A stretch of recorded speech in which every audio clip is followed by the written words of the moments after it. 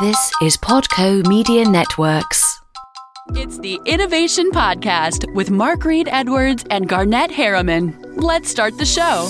Hi, it's Mark. Garnet and I are back with Mark Friedler to continue our discussion. This time we talk about building a business and that you never build something to fall in love with it. We also learn what Mark is doing in blockchain, and we get some predictions from him about the future of work. We also have a spirited discussion about open offices and some societal challenges that need innovation. Let's get back to it. My first investment fund in Denver, my partner in that was the guy who was with you and me, Mark, in Silicon Alley, and he was at Stock Objects and then the next two companies. And he told me something when we were putting together the first fund. He's like, "Hey, you never build anything to fall in love with it. You build it to sell it." That's somewhat like antithetical to the authenticity message and the timing, but it kind of focuses on that harsh reality that you were talking about, selling a company to a big brand. Garnet, you make an excellent point, because I think he's absolutely right. And I think there's a time in a company's life where you come to a fork in the road and you're like, we're building to sell, and we're building for a financial transaction, or we're building to long-term, build the business. You look like at the 38 Signals guys, what they've done with Basecamp. They're just they're plugging along, making it bigger and bigger every year. And they don't want to sell. They're happy with that. And that's perfectly fine. Or there's some people that, hey, we just want to have a lifestyle business. We want to do it. We don't want to sell.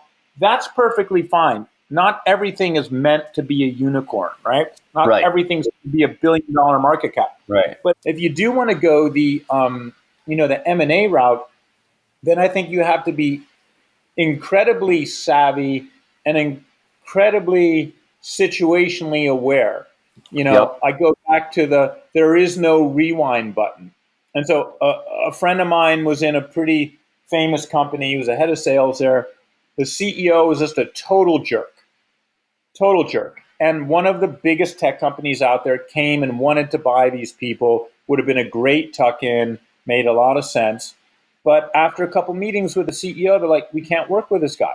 No, we're not going to do it. So they ended up not doing the deal. They bought their competitor, and that company a few years down the road basically withered on the vine. So, Wow. If you are going that M&A route, the most important lesson in doing the M&A route is don't be an asshole.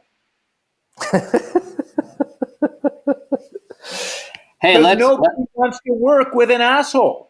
Exactly. When I came into AOL, I said to the guy I report to, I'm like, look, my job is to make you look good. I'm going to do everything I can to make you successful, because at the end of the day, the person who's sponsoring the acquisition, that's all they care about is looking good. Making sure that their choice was the right one. Yeah, and if they did a bad deal and that blows up on them, that could be a career ender for them. So, keep that in mind. When you're building a business, you have to look out for the person that acquired you, because they're kind of your air cover. Let's fast forward to blockchain stuff a little bit. All the advice that you're giving is awesome, and hopefully a lot of the people listening here build businesses that get acquired, and they're better off because of your good advice. One of the things I've always loved about you is just how you have your finger on the pulse of what's new, what's disruptive, what's lucrative in tech, and to some extent in the investment field. Tell us more about what you've been doing in the blockchain space, because I know that you have systematically and methodically made yourself into definitely a thought leader, I would say, and maybe even an innovator. Tell us what you're doing in blockchain and what's so exciting about it. Well, I think the blockchain thing kind of came easily for me, because a lot of the early people in the games world who I knew and worked with back in the day were also early people in blockchain. A lot of reason for that was, in the games world, video games were the first market where people could buy and sell digital assets. People are like, what? You buy a character in a game for real money? What? That's weird. That was a while ago, but now that's commonplace. So a couple of people I knew there who were big shots already in the industry asked me to help on a couple projects. I advised a few projects. And then, I got inside, I learned about it. I read the Bitcoin white paper. I was excited about Ethereum. I got offered to invest in the first round of Ethereum. Unfortunately, I missed that one. But, when I looked at blockchain, I had that feeling that I had in 1994 when the internet was starting to happen. But with the internet, then no one knew what was ahead. And now with blockchain, I kind of felt like this is 1994, and I have all the learnings of the last 25 years to know that this is going to be way bigger than some stupid site of listing of ads or this. Like it's going to change a lot of things. And the thing that I like about blockchain is the fact that it's decentralized, it's distributed, it solves all security issues, it empowers people. There's an incentive mechanism. Not to get into all the details, but there are a lot of use cases that make sense on blockchain. Now, when I mean 1994, if you roll the clock back, people thought AOL was the internet, right? People would go on AOL to message and to get into chat rooms, and they thought that was the internet. But it wasn't, right? It was its own little private walled garden. But people understood the value of messaging and communicating with people they didn't know and all over the world and socializing, and that drove the internet. So the first application of the technology layer of the internet was communications, and now we have commerce and dating and IoT and all these different things built on top of the platform. So what I mean by 1994, the first execution of blockchain technology is digital money, of which Bitcoin was, the most well-known and so far the largest. And there are a lot of different executions of digital money, from Ethereum to all these different, Ripple, all these different things. But there are a lot of different use cases that are exciting. And, I'd be happy to talk about what I'm doing now inside of this big Fortune 100 company and helping them find use cases for enterprise blockchain. And why they've even considered it is, the trustless mechanism of enterprise blockchain. There's a guy who I like a lot, respect a lot. He was a MIT professor, a Wall Street Journal guy, Michael J. Casey, who wrote a really good kind of layman's book on blockchain and Bitcoin called The Truth Machine. And basically, it breaks down the whole concept of like trustless mechanism. So it's like, hey, I don't know you, you don't know me, we don't know that person. Why are we going to send like money to that person? How are we going to transact in a way where everyone has visibility and trust and security? So not to get into the weeds, this could be a whole longer conversation, but blockchain solves a lot of those issues. Now, blockchain isn't the magic fairy dust that everything is going to be all blockchain. As we saw in the ICO world, there's a lot of BS, a lot of scams, a lot of stuff that never should have been there. But as a technology, there are a lot of use cases in blockchain, and I'm personally working on several of those, with this really large enterprise right now. Let's start winding this piece up around this one notion, which I'm excited to hear. Give me a couple of predictions. Give me a couple of, future of work, future of any of the industry verticals that you're comfortable with and successful in, and we'll ping you in a year and see if you're right. Yeah, I think the future of work is people just don't want to get up and get on a train or drive and sit their butts down in an office. I mean, I just saw a research study recently that 70 some odd % of people are not engaged at work, right? They don't feel connected. They don't feel like they're adding value. So I think the whole, what is work? How does work happen? I think there has to be something closer to co-working, though I don't like these big open offices where everyone is just doing different stuff. I find it kind of distracting. Oh my God, what a scam that's turned out to be, that whole open plan office thing. There was like a whole decade where, people made a fortune on building that, and all of a sudden don't get me started on that.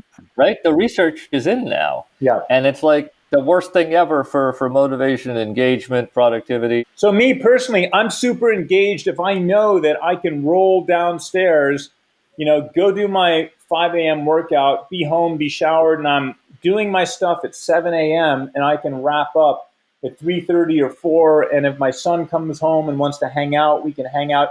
That is super motivating to me. And as it is to lots of people, right? Because we are human beings. We're not droids or drones or whatever. But I think increasingly what work looks like and how we engage will radically change. I don't really know. I can't tell you, well, we're all going to get picked up in our self-driving Tesla and that will take us to the, the floating city, and I don't know. Well, I think value is going to be about doing interesting things, right? The attention economy, as we've seen, is super important. And there are people who are game streamers, there are people who are influencers that just, live their lives authentically and build real businesses around that. So at AB InBev, one of the things they're trying to figure out is how do they bring these new things, these innovative things, into what's traditionally a pretty traditional world of selling a consumer packaged good. So, I mean, those sorts of things and trying to get your head around it and how that's going to help, sell more stuff as well as, entertain and engage people. Those are big issues.